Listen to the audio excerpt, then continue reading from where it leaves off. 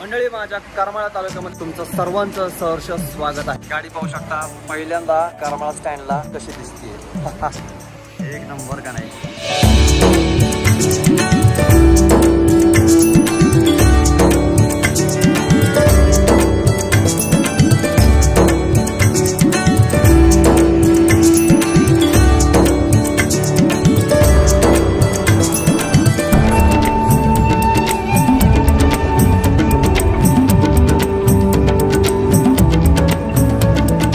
नमस्कार मंडळी, स्वागत आहे एका नवीन व्हिडिओमध्ये। तर मी आलेलो आहे पंढरपूरमध्ये। तुम्ही माझ्या मागे पाहू शकता, ही आहे इलेक्ट्रिक ई शिवाई, जे की आपण पुणे ते बीड पर्यंत प्रवास केलेला आहे आणि आता हीच गाडी पंढरपूर ते अहिल्यानगर पर्यंत सुरू झाली। आज हिचा पहिला दिवस आहे। ह्याच गाडीने आज प्रवास करणार आहोत अहिल्यानगर पर्यंत। तर मित्रांनो, प्रवासामध्ये मजा येणार आहे। वाया ही करमाळा जाते। आता आपण गाडीमध्ये बसलेलो आहोत आणि आता आपल्या बरोबर पंढरपूर आगाराचे डेपो मॅनेजर आहेत। ते आपल्याला ह्या गाडीविषयी माहिती देतील आणि टायमिंग सुद्धा सांगतील की ह्या गाडीच्या फेऱ्या वगैरे कशा असणार आहेत। ऍक्च्युअली काल ह्यांनी ज्यादा फेऱ्या सोडल्या होत्या। प्रवाशांसाठी जी ऑफिशियल फेरी आहे ती आजपासून सुरू होते। नमस्कार, मी Pandharpur depot manager Omkar. Pandharpur depot आगारातनं सकाळी पहिली 6 वाजताची फेरी पंढरपूर ते अहिल्यानगर अशी असणार आहे। 6 वाजल्यापासून ते एक तासाला आपल्या 9 वाजेपर्यंत अशा 4 गाड्या अहिल्यानगर साठी सुटणार आहेत। 7:30 वाजता पंढरपूर ते बीड ही एक फेरी सुटणार आहे। नगरवरनं 2 वाजता, 3 वाजता, 4 वाजता, 5 वाजता अशा एक तासाला फेऱ्या 2 पासून चालू होणार आहे। तर आता ही डेली शेड्यूल मध्ये राहणार, चेंज वगैरे होऊ शकतो टाइम कधी बाय चान्स। तुम्ही पंढरपूर मध्ये आले किंवा तुम्ही अहिल्यानगर वरनं प्रवास करणार असेल तर तुम्हाला तिथं माहिती दिली जाईल। कंट्रोल कॅबिनला माहिती दिली। थँक्यू तुम्ही एवढी माहिती दिल्याबद्दल। चला मंडळी, उद्घाटन तर चांगलं झालेलं आहे। गाडीने हार खाल्लेला आहे, म्हणजे चांगली चालेल गाडी। बिचाऱ्याच्या पायाला लागलंय काहीतरी। तर गाडीमध्ये एंट्री करता तेव्हा तुम्हाला एक हॅमर भेटतो इमर्जन्सी मध्ये काच फोडण्यासाठी। बाकी या ठिकाणी सगळे कंट्रोल दिलेले आहे। ड्राईव्ह, न्यूट्रल, रिव्हर्स, ऑटोमॅटिक गाडी आहे, स्क्रीन आहे। गाडीमध्ये प्रवासी अजून तरी काही सध्या नाहीये। पहिली फेरी असल्यामुळे माहिती नाहीये लोकांना अजून की अशी गाडी सुरू झालेली आहे। आपल्या माध्यमातून कदाचित लोकांपर्यंत हा व्हिडिओ पोहोचला। शेअर करा। जे कोणी पंढरपूर अहिल्यानगर प्रवास करणार असतील तर एकदा तरी अनुभव नक्की घ्या इलेक्ट्रिक ई शिवायचा। तुम्ही जर ह्या गाडीने प्रवास केला तर कॉमेंट नक्की करा की तुम्हाला प्रवास कसा वाटला आणि तिकीट दर कसा वाटला।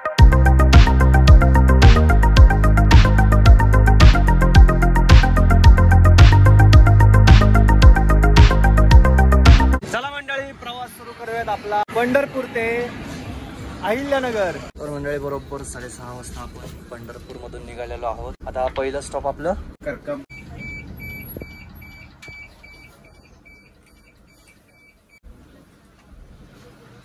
शेवट स्टॉप अहिल्यानगर। मंडळी, आता आपण चंद्रभागा क्रॉस करतोय।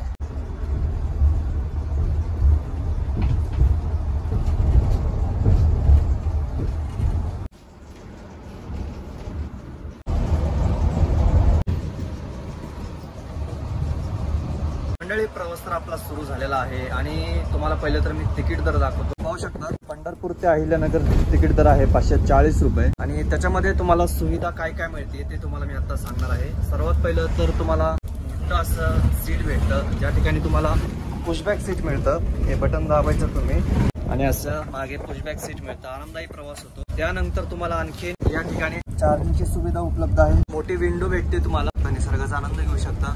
वरती पाहिलं तर 2 AC चे फ्लो आहेत, प्लस तुम्हाला रीडिंग लॅम्प आहे। सगळ्या लाईटी चालू आहेत। तुमच्या बॅगा ठेवू शकता वरती। आरामदायी तुमचा प्रवास होणार आहे। अगोदर पण आपण प्रवास केलेला आहे पुणे ते बीड। जर तुम्ही तो व्हिडिओ चेकआउट नसेल केला तर चेकआउट करायचं, वरती लिंक दिलेली आहे, नक्की बघा। तो पण छान प्रवास झाला। त्याच्यामध्ये पण मी संपूर्ण माहिती दिलेली आहे, प्रवासाची तिकीट दर वगैरे काय आहे सर्व। शेवटपर्यंत कुठल्या स्टॉपला गाडी किती वाजता पोहोचते ही सर्व माहिती तुम्हाला ह्या व्हिडिओमध्ये पाहायला भेटणार आहे। व्हिडिओ शेवटपर्यंत नक्की बघा। मंडळी, ही गाडी करकम गावामधून आलेली आहे। करकमचा स्टॉप आहे। जाऊ दे।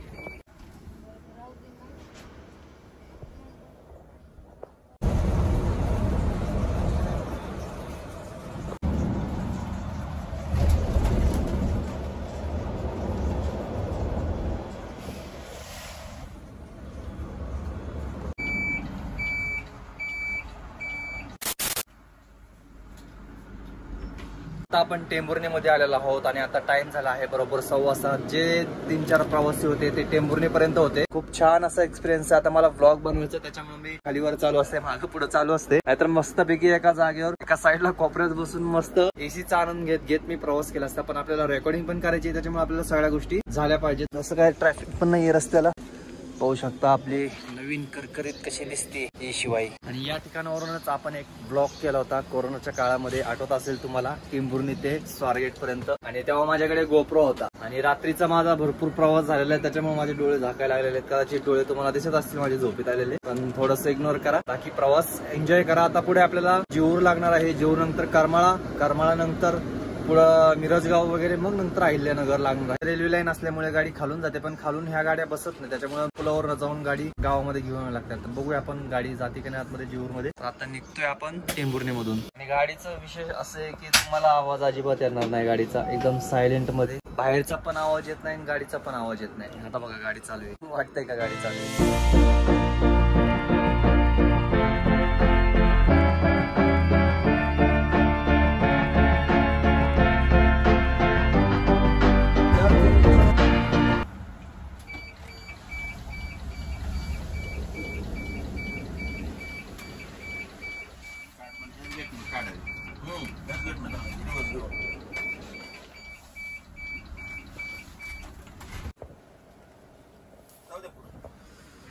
मंडळी आता आपण जेऊर मध्ये आलेलो आहोत, जे की माझं गाव आणि स्टॉप. आम्हाला या ठिकाणी यावं लागायचं पुण्याला जायचं असेल तर, कारण की मेन स्टेशन या ठिकाणी जेऊरचं. आणि बसस्थानक तसंच आहे, अजून काम चालू केलेलं आहे सध्या, पाहू शकता तुम्ही बसस्थानकाचं. पण बऱ्याच वर्षापासून असंच आहे, म्हणजे मी लहानपणापासून येतो तेव्हापासून हे बसस्थानक असंच आहे आणि बऱ्याच दिवसानंतर बघितलंय. चला आता टाइम सांगतो तुम्हाला किती झालंय जेऊर मध्ये. जेऊर मध्ये गाडी 8 वाजता आलेली आहे.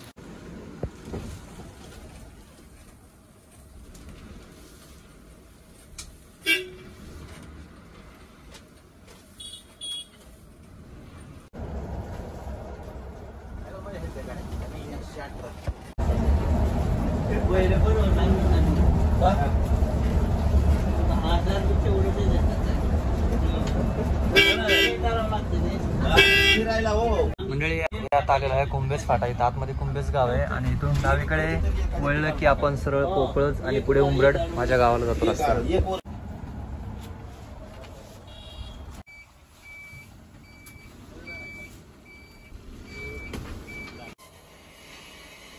मंडळी माझ्या करमाळा तालुक्यामध्ये तुमचं सर्वांचं सहर्ष स्वागत आहे. तर आता टाइम झाला आहे बरोबर 8:30 वाजलेले आहेत आणि आपण करमाळ्यामध्ये आलेलो आहोत. गाडी पाहू शकता पहिल्यांदा करमाळा स्टँडला कशी दिसते.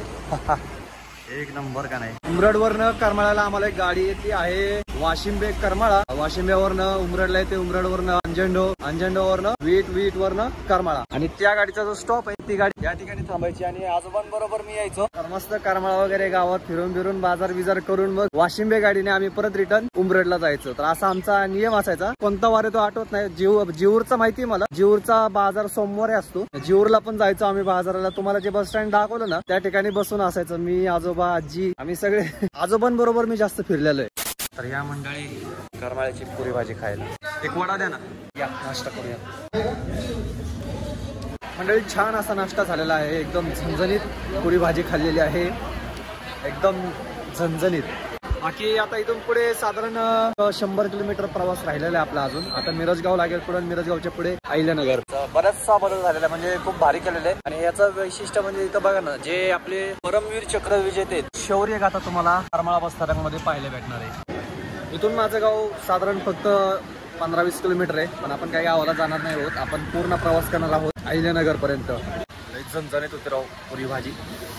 हा मंडळी गाडीविषयी सिस्टीम तुम्हाला सांगतो जरा. आता गाडी एका चार्जिंग मध्ये जवळजवळ 250 ते 300 किलोमीटर जाते आणि एक चार्ज व्हायला तिला टाइम लागतो 2 तास ते 3 तास. माझ्या मते 3-4 तास तरी लागत असतील. ते पण कॅमेरे इथं आरशामध्ये तुम्हाला टाइम वगैरे दिले. तिथं ड्रायव्हर साठी पण एसी दिलेला आहे, पाहू शकता. पडदे वगैरे पण आहेत. तिथं बॅकला सुद्धा कॅमेरे दिलेले आहे. हे जे कॅमेरे आहेत सगळं तिथं जे स्क्रीन आहे ड्रायव्हर पाशी, तिथं सगळं दिसत असतं कुठं काय काय हालचाल चालू आहे ते सगळं. तुम्हाला चार्जिंगचे पॉईंट शेवटच्या सीट साठी सुद्धा चार्जिंगचे पॉईंट दिलेले आहेत. आणि या ठिकाणी तुम्ही बॅग वगैरे ठेवू शकता. तर मंडळी कशी वाटली तुम्हाला इलेक्ट्रिक ई शिवाई कॉमेंट करून नक्की सांगा. बघा ही लागलेली आहे सोलापूर नाशिक,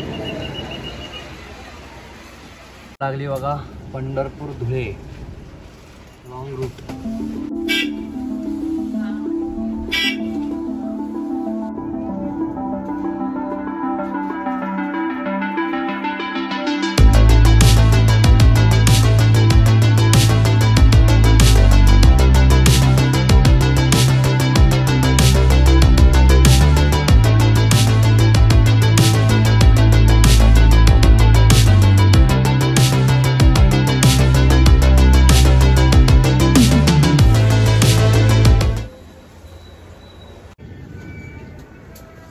फायनली मंडळी पोहोचलो आहोत आपण अहिल्यानगरमध्ये आणि मागे पाहू शकता तुम्ही आपली गाडी लागलेली आहे. बरोबर 10:30 वाजता आपण अहिल्यानगरमध्ये पोहोचलेलो आहोत. तिकीटाविषयी सांगायचं झालं तर तिकीट दर जास्त वाटतोय, कारण की जे काही प्रवासीमध्ये तुम्ही पाहिलं असेल प्रवासी चढत होते तेव्हा तिकीट 50-60 रुपये जास्त म्हणले तर ते गाडी दुसऱ्या गाडीमध्ये या साध्या गाडीमध्ये बसून गेले, साध्या गाडीमध्ये चढले. त्या गाडीमध्ये प्रवास त्यांनी केला नाही.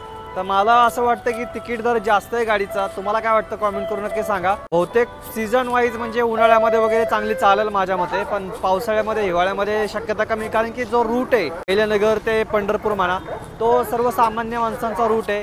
मला कसं वाटतं तिकीट दर कमेंट करून नक्की सांगा, जास्त आहे का कमी. आणि मंडळी पाहू शकता इथलं बसस्थानकच गायब झालेलं आहे. बसस्थानकाचं काम चालू आहे, त्याच्यामुळे पाहू शकता तुम्ही सगळं काढून टाकलं, सगळं पाडून टाकलेलं आहे मागे बसस्थानक. नवीन बसस्थानक बांधतात या ठिकाणी. भेटूया पुढच्या प्रवासामध्ये. Bye bye, signing off. जय महाराष्ट्र.